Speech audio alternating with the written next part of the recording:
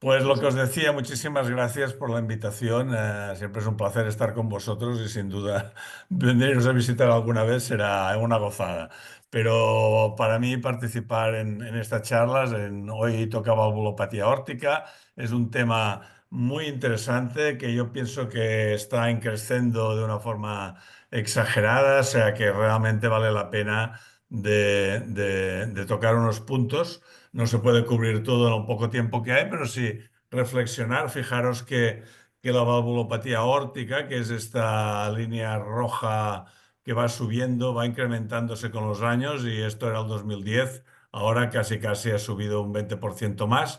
Y dentro de las valvulopatías que provocan la mortalidad, pues tenemos que es esta azul de aquí, que es la que se lleva el peso. Por lo tanto, estamos hablando de una patología que aumenta cada vez más. ¿Por qué? Porque la población pues vive más años y realmente pues entre los 80 y los 90 años se dispara o los 75 y 90 años se dispara la estenosis aórtica y de una forma descarada, y por lo tanto pues las técnicas de imagen ayudan a diagnosticar más la enfermedad, y nos encontramos con una avalancha de pacientes con valvulopatía aórtica, muy especialmente estenosis.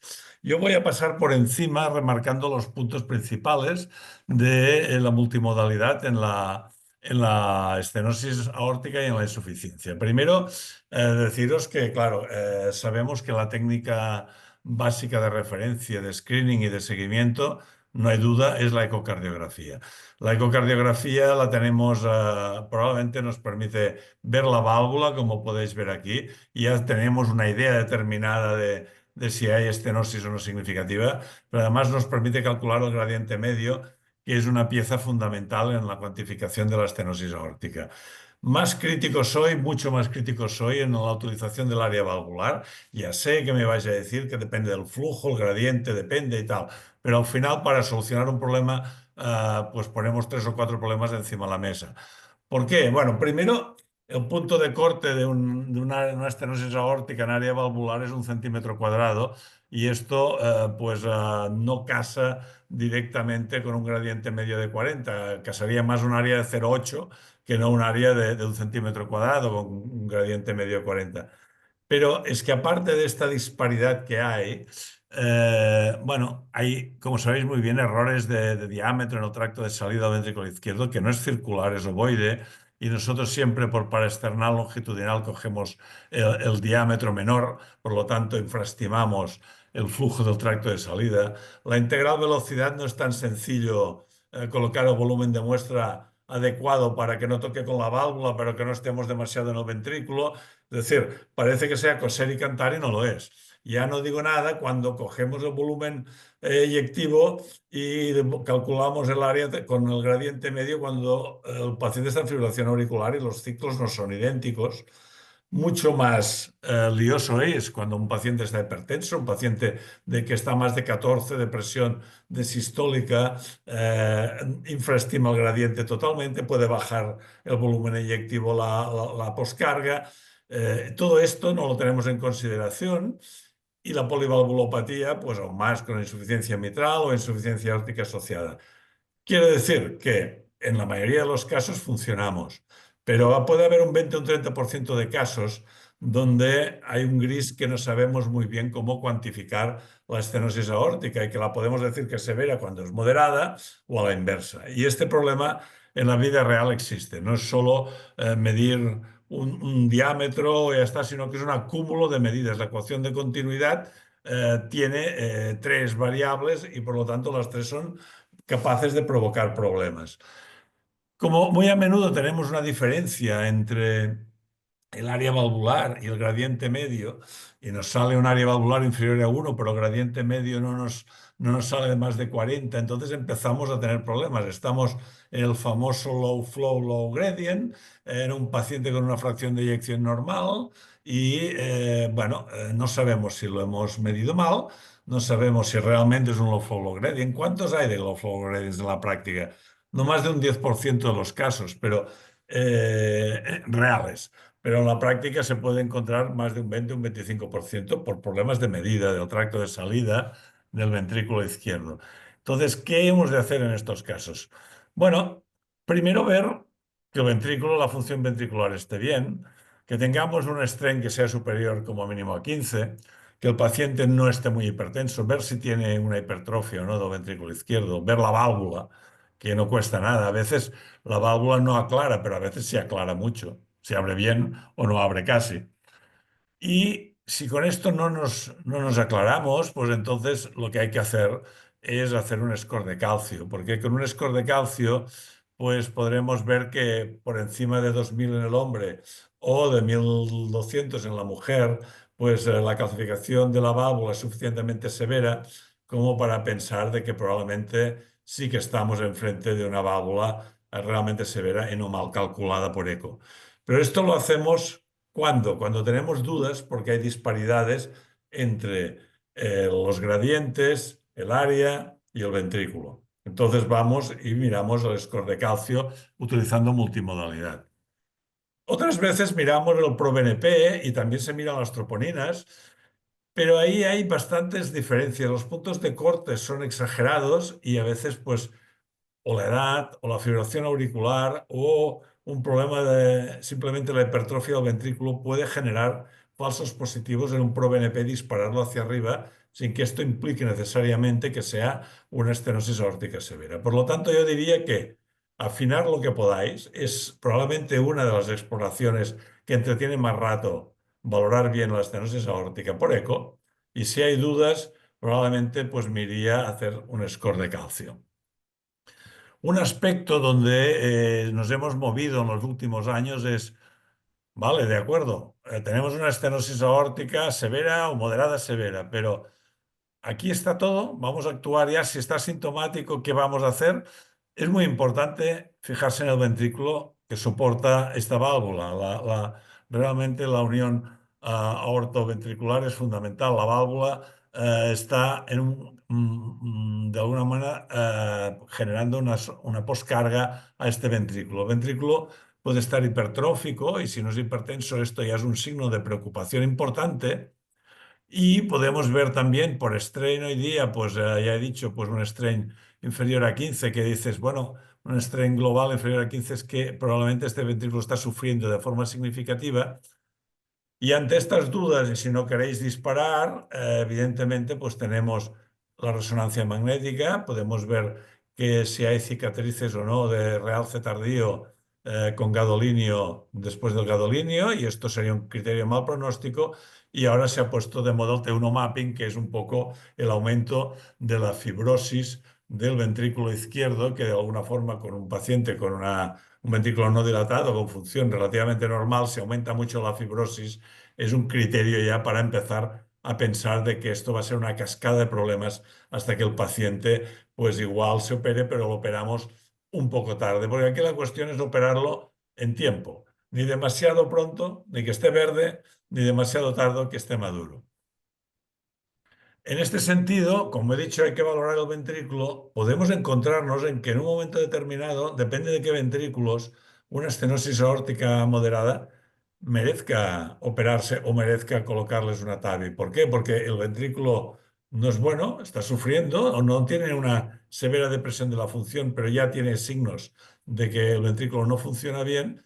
Entonces, ¿para qué vamos a machacar más el ventrículo? Porque después igual lo operamos o reemplazamos la válvula y este ventrículo no recupera. Por lo tanto, pues es muy importante valorar la severidad de la estenosis aórtica, pero también en qué fase está este ventrículo, si está normal o está ya empezando a tener una disfunción subclínica que sería cuestión de quitarle un poco el tapón, aunque sea un tapón moderado de la estenosis aórtica. Por lo tanto, no nos cerremos solo en la válvula, veamos el paciente de forma global y el ventrículo es el primer punto a considerar. Para acabar la parte de estenosis aórtica diría, miremos bien la velocidad, el gradiente pico, el gradiente medio, miremos el área, ver si hay concordancia entre las medidas, si no, hagamos un score de calcio valvular y realmente también podemos hacer un eco de estrés si el paciente, pues podemos hacer una dobutamina o podemos hacer un eco de ejercicio si el paciente lo aguanta bien y un poco desempatar estas dudas que podemos tener. En este sentido, pues yo pienso que integrar información es lo que más nos va a ayudar. Obviamente no hay que olvidar la aorta, pero es muy importante en la estenosis aórtica es muy importante ver el ventrículo que tenemos detrás, como os he dicho, tanto el ProBNP como la resonancia magnética. Y ir viendo cómo progresa la estenosis aórtica y de alguna forma, pues depende de lo que haya, decidir si vamos a TAVI o vamos a recambio valvular aórtico por la edad y por todos los aspectos que sobrepasan un poco la charla. Pero este es el enfoque multimodal en la práctica para la estenosis aórtica. Bueno, el seguimiento, pues más o menos se hace igual. Tenemos una fracción de eyección por debajo del 55%. Pues probablemente debemos de pensar de que si esto es así, realmente es así, pues habría que plantear la cirugía ya. Si estamos con una fracción de eyección que no está deprimida, veremos si el strain está por debajo de 16 o 15, depende de las series, y haremos una resonancia para hacer los aspectos, valorar los aspectos que os he comentado. Si esto no aparece, pues hacer seguimiento cada 6 meses o 12, dependiendo del grado de evolución. En la insuficiencia, a diferencia de la estenosis, pues hay muchas etiologías. La estenosis nos quedamos con tres, ¿no? Reumática, bicúspide y degenerativa. En la insuficiencia tenemos, pues esto, en la A es bicúspide, no ves un prolapso, en el C es una esclerosis, en el D es una reumática, en el E es una dilatación de aorta y en la F es una fenestración. Y hay más. Entonces dices, bueno, aquí la eco es la reina. Todas estas informaciones las sacaremos por eco, o transtorácico o transesofágico. Por lo tanto, primera pieza fundamental en el diagnóstico de la insuficiencia aórtica, el Doppler color. En la etiología, la ecocardiografía bidimensional nos da una gran información de la etiología. Y todo y con eso queda un 20% que no sabemos muy bien cuál es la causa. En la cuantificación, bueno, muy a menudo cuando el chorro central y la vena contracta supera 6 milímetros, pues lo tenemos fácil si valorando el flujo reverso en aorta torácica descendente proximal, debajo de la subclavia, tenemos una integral de 15, o el flujo reverso abdominal es pandiastólico. Si una de estas dos cosas pasa, que una vena contracta grande, la llave es severa y nos quedamos tranquilos. Debe ser así. Si resulta que tenemos una vena contracta de un valor y esto tiene otro y no casan, entonces nosotros aquí al menos, y si se puede, debe hacerse en todas partes, hay que desempatar con una resonancia magnética y ver si la fracción regurgitante es superior al 33% para cuantificar la insuficiencia severa. Por lo tanto, yo miraría la vena contracta y miraría el flujo reverso. Arriba de todo, después de la subclavia y en abdomen. Y uno, si esto casan dos de estos tres factores, habitualmente estamos con una seguridad de diagnóstico, si no, de cuantificación, si no, vamos a la resonancia. Bueno, aparte de la severidad de la cuantificación de la insuficiencia, después hay que ver si casa con el ventrículo, porque a veces te encuentras ventrículos muy grandes y te da la sensación que tienes una insuficiencia aórtica ligera, o al revés, insuficiencias aórticas severas con ventrículos apenas dilatados. Pero muchas veces pasa que los ventrículos son muy grandes, a veces hay deportistas que hacen una doble sobrecarga, la de la insuficiencia aórtica y la del deporte, entonces pues quieres asegurar los diámetros, porque a fin de cuentas la cirugía se va a basar, si están asintomáticos, en la fracción de eyección y en los diámetros o en los volúmenes, como queráis. Con lo cual hay que medir muy bien el parasternal longitudinal y si no, pues utilizar también el eco 3D, que a veces es de ayuda. A mí personalmente no me gusta, y ya sé que va a ir por ahí los tiros, en determinar la cirugía solo con los volúmenes por 2D o 3D del ventrículo izquierdo por ecocardiografía. Pienso que es demasiado vulnerable como para indicar cirugía con este dato. Me creo los diámetros, no me creo los volúmenes, me creo la fracción de eyección porque compensa los errores, pero un volumen telesistólico por eco para mí no es criterio de cirugía. Creo que puede ser bueno en un 30 o 40% de buenas ventanas, pero en los demás casos podemos meter la pata. Obviamente, si tengo dudas, lo que voy a hacer es pedir una resonancia antes de llevar al paciente a quirófano con dudas. ¿Qué pasa? Cuando tengo un jet excéntrico, la vena contracta no me vale. Y aquí, pues probablemente es una bicúspide, un prolapso. Entonces, ahí se hace a veces difícil. Si cuadra todo con el flujo de aorta descendente, pues vale, pero si no, pues yo creo que hay que mirar lo que he dicho antes, realmente la fracción recurgitante mediante la resonancia magnética para aclararlo, que también nos va a permitir valorar los volúmenes ventriculares. También es importante aquí tener en consideración el strain, porque el strain global, pues por debajo de 15 tiene muy mal pronóstico y por lo tanto es una cosa que es una continuidad de la ecocardiografía. Y actualmente se están haciendo muchos estudios donde ya también el T1 mapping se suma como un predictor que ya se añade a todas las resonancias magnéticas. Un valor de T1 mapping más de 1000 se considera ya que es un criterio de alto riesgo para ya operar al paciente con estos datos solos. Es decir, cada vez se intenta ser un poco más precoces en operar al paciente para no llegar tarde. Por lo tanto, vemos una insuficiencia aórtica severa, vemos un ventrículo izquierdo que la fracción de eyección parecería bastante normal, pero tenemos un strain global de 15 que a veces, bueno, para ser una insuficiencia aórtica esto no está bien. Y entonces en estos casos yo pienso que ya vale la pena actuar porque si no podemos llegar tarde y este ventrículo no recuperarse.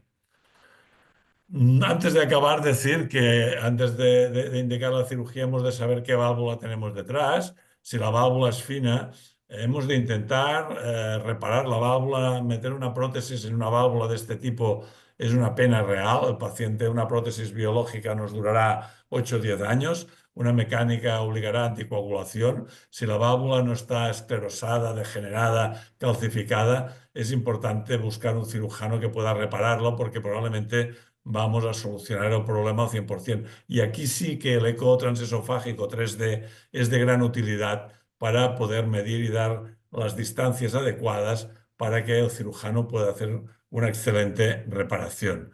No me voy a dejar, porque ¿cómo me voy a dejar yo la aorta ascendente?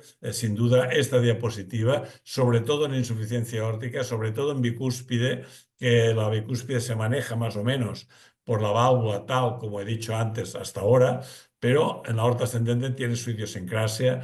No nos quedemos que quedar solo en la parte más proximal. Subamos el transductor uno o dos espacios y veamos la parte media o alta por eco, porque si no vamos a infraestimarlo. Si hay dudas, hacer un TAC o una resonancia magnética. Y acordaros que las bicúspides un 40%, el diámetro que vemos por eco, que es este rojo, está infraestimando un diámetro mayor que mide 8 milímetros más 52, que no lo vemos por eco. En bicúspides o en ortopatías genéticas hay una asimetría de la raíz en casi un 40% de los casos. Por lo tanto, hacer OTAC o resonancia magnética para confirmar la medida máxima, porque si no estaremos infraestimando el tamaño de la aorta ascendente.